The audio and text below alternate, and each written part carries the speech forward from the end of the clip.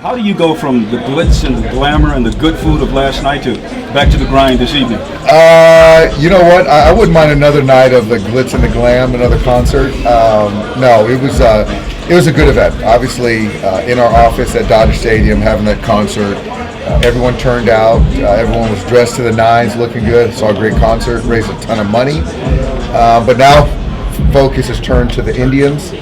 And Clayton's pitching today. It's 5-75. He feels good, and we're just going to go out there and try to win a ball game. What are your biggest concerns about Clayton this evening? I wouldn't say it's a concern, but you just want to make sure that he gets through the outing, pitches the way he's capable of, and makes it out healthy. It's 5-75, something like that. Finished that outing in San Francisco well. Regular work in between his starts, so he's going to go out there and do what Clayton does, but we just want to be able to make sure he gets out of it healthy. And it's a good day. It's a good time to give your team just a day off too, like yesterday. Absolutely. We're all reset. The bullpen, Clayton, the position players. So to have a guy out there to start a new series, I couldn't pick a better guy. When's the start of Heaney? Yeah, the start date for him. He threw a side today, so. If he comes out of that okay, I haven't talked to him yet, he should be online for Sunday. So I'll have a conversation with him and the pitching guys here shortly. Dave, what if he throws 5 innings in a perfect game, though, at 70? I think we'll do the same thing that we did in Minnesota, which proved to be the right decision. So, all kidding aside, does this feel like the start of the season with him in terms of how you're monitoring him, or is it different? I think that's a fair question.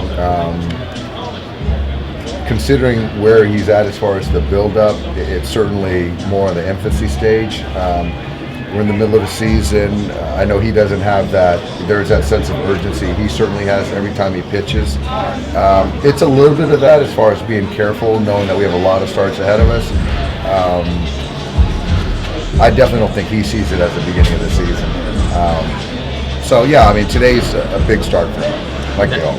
Now that we actually know that the pitcher limit's going to be enforced starting on Monday, how much is that going to impact you guys? Well, it's going to change the construction of the lineup, of the roster. We're going to have another position player. We're going to be down to 8 relievers.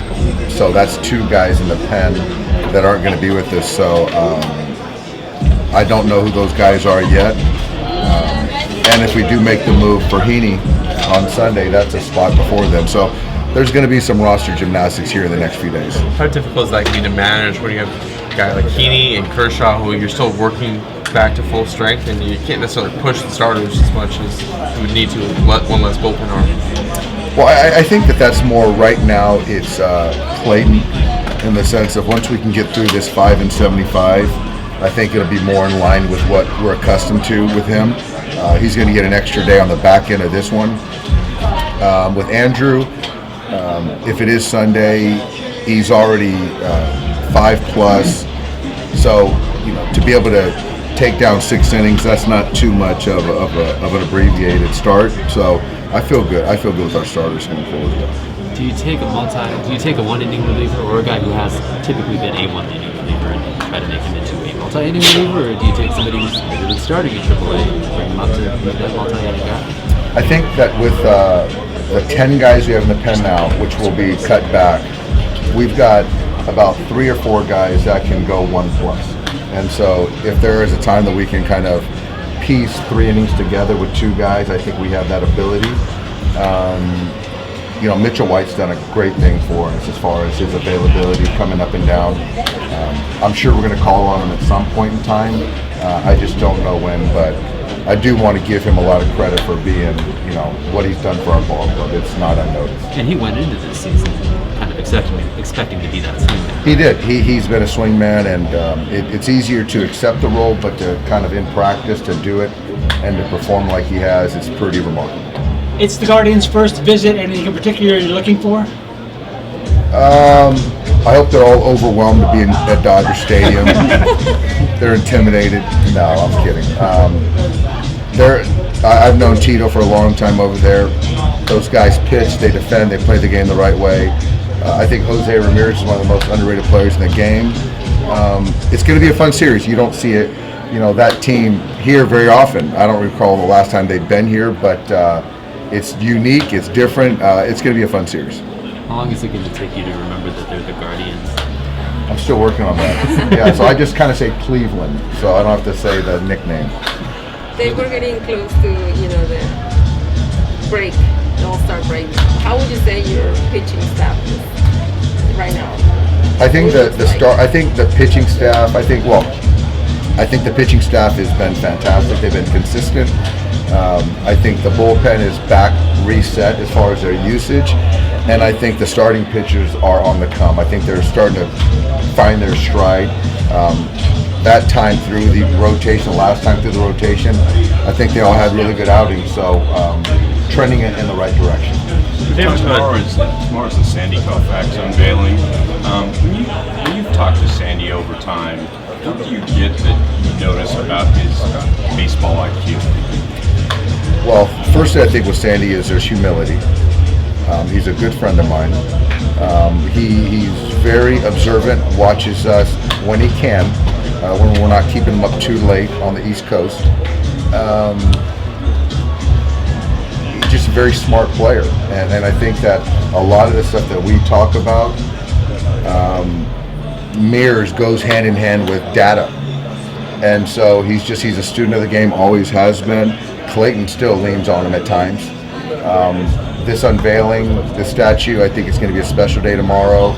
He'll be here in attendance. I'm excited to see him, and it's going to be a special moment. When you've got Jackie Robinson and Sandy Koufax, those are two of the greatest of all time.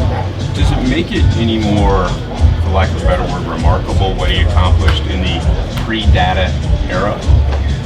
Yeah, I mean, I unfortunately didn't get a chance to see him. Yeah. Saw video and obviously see the numbers. Just the commanding of the baseball, what he can do with the baseball, the fastball, the curveball, the feel, the intelligence. All of his teammates adored him, and this is going to be uncomfortable for him tomorrow to make something solely about him. It's not what he likes. It's not who he is. But I know that we're all very grateful. He and Jane are going to make the trip out here. I know Justin's always a slow starter, but the fact that he's got OPS still in the 600s in the middle of June, how surprising is that? What have you seen out of him? It's surprising. I think that the last few games, there's been some good signs of hard contact. There's always a fight in the batter's box. There's always preparation. But yeah, I mean, to look at the line, certainly I'm sure he's surprised by it and not accepting that.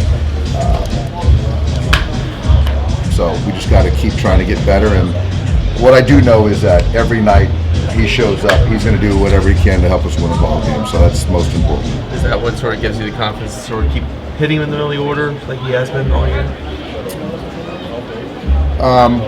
That's a big part of it. I think that there's also a part of what you've done, what I believe that he can still do.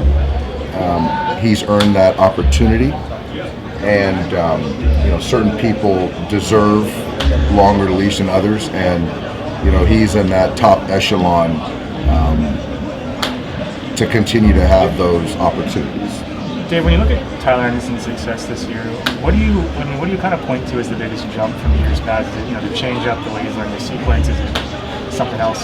What do you kind of look at? I think this guy is a tough competitor. I think that from day one, he wanted to be a Dodger. He targeted our ball club. So there was already buy-in.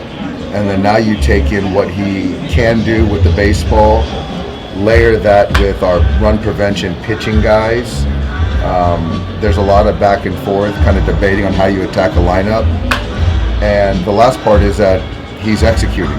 And you can talk about more change-up usage versus cutter or fastball. He changes arm angles.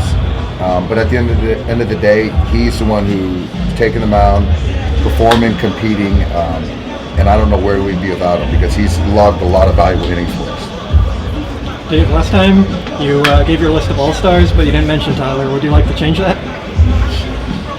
let's add Tyler to the list. That was before he went 8 1/3, giving up 1 run, almost perfect, or a shutout, or no hitter. Did you like playing in Cleveland? I love Cleveland. It was a different city when I was there. It was more, the economy was better. We were packing in Jacobs Field at that time, 40,000. I was around a bunch of superstars, so it's a great sports town. These rosters were like some of the least anonymous rosters in baseball. Recently. Like, when you were there, Hey, the star power. The star power was insane. Yeah, I was raised the right way in this game. Some great ball players. Thank you. Thank you.